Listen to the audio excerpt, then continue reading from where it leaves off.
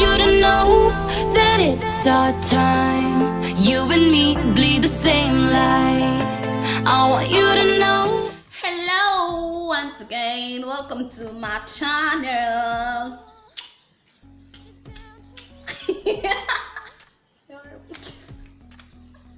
Scratch that.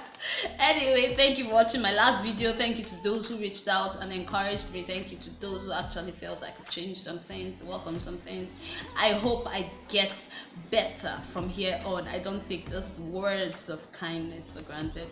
Today we'll be talking about something very important. I term it important because it's been an issue in our continent and it's been ravaging our youth of recent. Yes, it has gone past the usual things we know. It's now on another level, and it's really bad because people are actually becoming what they are not meant to be because of this. We'll be talking about drug abuse today, and drug abuse in layman's English is just misuse of drugs, including alcohol and cigarettes. Yes, so it's not just Panadol and whatever.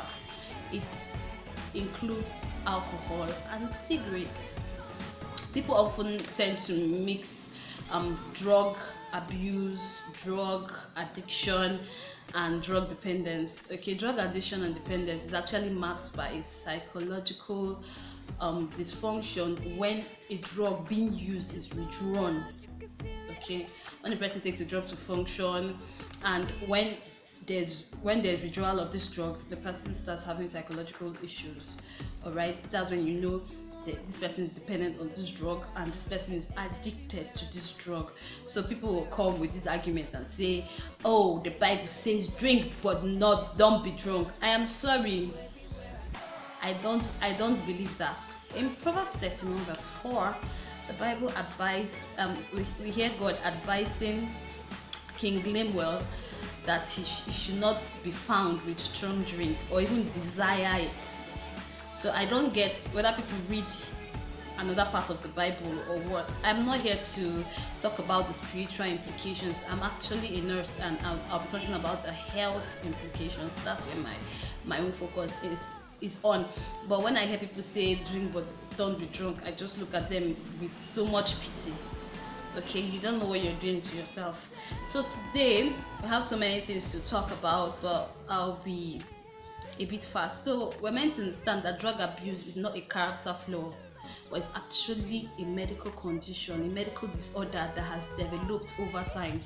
Okay, people abuse drugs because they have this funny feeling. According to them, makes them feel high, makes them feel up there, makes them feel good, and over time they find themselves using this drug. That's when drug dependence or addiction creeps in without you knowing. Okay, there are risk factors, things that actually predispose people to drugs, to using drugs actually.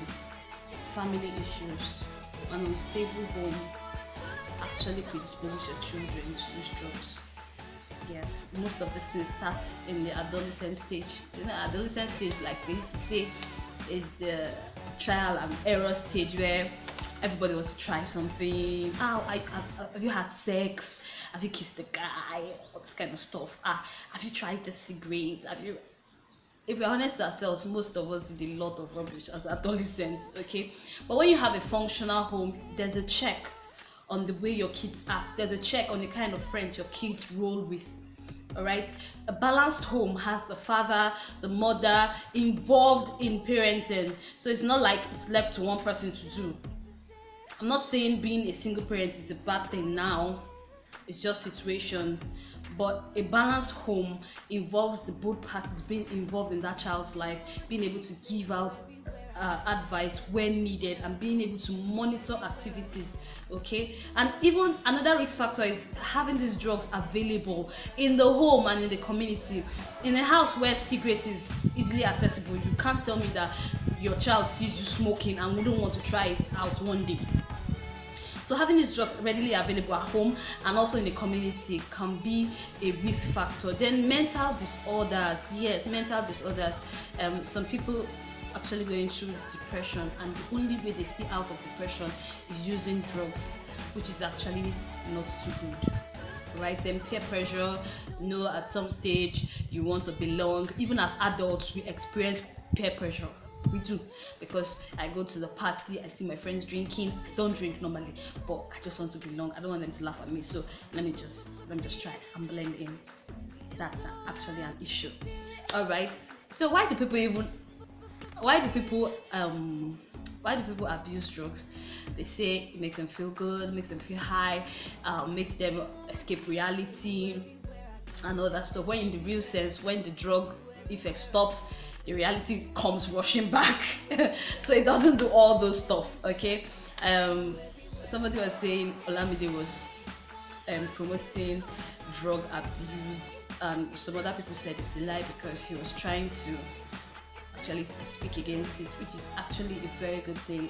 I hail him. If that's what, I don't understand Yoruba, so I don't know if that's what he was saying, but if he's actually dissuading the youth from being that kind of science student and actually being the actual type of science student, then I really hail him. It's something to talk about because it's a serious issue. I also heard an African country recently banned shisha from being used in that country, as it was found to be more harmful than actual cigarettes. But you go online and you see girls, young girls, smoking this thing like their lives depend on it, and you call it swag. I'm sorry, what's swag again? Swag does not involve you being foolish. Swag does not involve you putting your health in danger. That's not swag at all. Okay, swag require you to be in your right senses at all times, make informed decisions, and act like a normal human being. A normal human being won't smoke something through the mouth and blow it through the nose. It's not normal. Okay, the only thing that's supposed to come out of your nose is actually cancer and carbon dioxide, not harmful, what's it called, fumes going through your mouth and coming out through your nose. It doesn't make you swagalicious. I'm sorry, but that's the truth. So common drugs being abused, I'm not meant to call the drugs, I'm not meant to speak them out because some young people actually watch this, and I don't want to encourage purchase of these drugs. So I'll just say normal prescription drugs these days, even the least drug you expect, people actually abuse it. Normal prescription drugs and our usual alcohol, cigarettes, herbs that we abuse, the one they roll and the smoke and the puff. You know it already. We have the usual one that they inhale. I don't know if that's happening. Please, I beg you, I not join. They're the ones they term the illegal drugs, when in actual sense the ones you term illegal is actually doing even the same thing as the illegal drugs doing to your body system. Your usual alcohol and the cigarettes you consume do the same thing. With these ones you term the higher ones. Okay, I don't see why people will go and buy a pack of cigarettes that even the producers write beneath the pack and say smokers are liable to die young. You read it all, you know it all, and you're still smoking it. It's crazy. It's not just logical at all to me. It's not logical at all. Okay, these things do a lot of bad stuff to your body that you don't know about. One of them is that it weakens your immune system. Your immune system is meant to fight off diseases and infections. Just imagine when it's weakened, it can't do what it's meant to do. And you start falling sick unnecessarily and start blaming it on village people that are sleeping in their own shrine peacefully, while you are the one that use your hand to go and cause trouble for yourself. Okay, you become malnourished because people that drink a lot, that studies have shown that they don't eat as much, they don't eat well.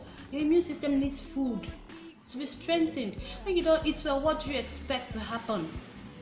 You become aggressive, you start behaving funny, behaving like a tout. You start behaving like you're mad because most of them have hallucinations. They start seeing things that are not there. They start misbehaving up and down and involving themselves in social vices, robbery and the rest, because that's the only way. A normal human being cannot kill another human being except there's something wrong with you upstairs, and these drugs actually make sure there's something wrong with you upstairs. Then for pregnant women that consume drugs, I'm sorry for you. I'm just sorry for you because it will not do you any good. Your baby can come out deformed. It's the height of irresponsibility as a pregnant woman to be consuming drugs, alcohol, cigarettes. What do you expect to gain? I heard some people say some people do it and nothing happens. I'm sorry, but some people are lucky. You might not be lucky. That's why this message is timely. If you find yourself in this position, please try as much as possible to move far from it, because the risk, the harmful effect is much more than the gain. You put your liver in a bad condition. Those people that consume a lot of alcohol, they are prone to alcohol-induced liver cirrhosis. Yes, they are also prone to liver failure. The ones that smoke put their lungs at risk, because when your lung is at risk, you are prone to lung cancer and even other cardiovascular and respiratory disorders. Then you also involve yourself in rubbish things like having unprotected sex because you're not thinking straight, then sharing needles with people just to inject things into your system. You might even contract HIV in the process, or even hepatitis B. You can see the whole thing is just crazy. You have to stop. If you have started, there are signs you get to see. If your children are being dependent on drugs, you watch out for signs like the child always trying to steal money to be able to purchase these drugs, or the person even when sick and all that still feels the drug is what he needs to survive. When you don't have money, you look for money anywhere, borrow, steal, whatever, just to purchase these drugs. You just know this person has become dependent on this drug. Then depression as well. A lot of things these drugs do to us that we don't understand. I'm just here to open your eyes to this. And if you're struggling with drug dependence, I think there are several organizations or support groups in Nigeria presently that are reaching out to people and also looking out for them. Okay, you can do it. You can do it. It's not too late to start over. It's not too late to become better.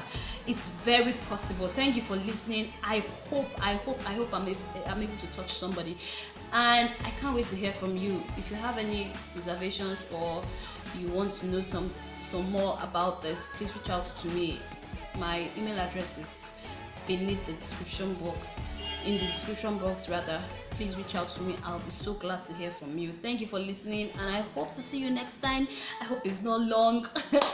See you next time. Before I see you, please stay safe, stay drug free, and please stay healthy. Thank you so much. Love you. Make it stop. Sounds so good.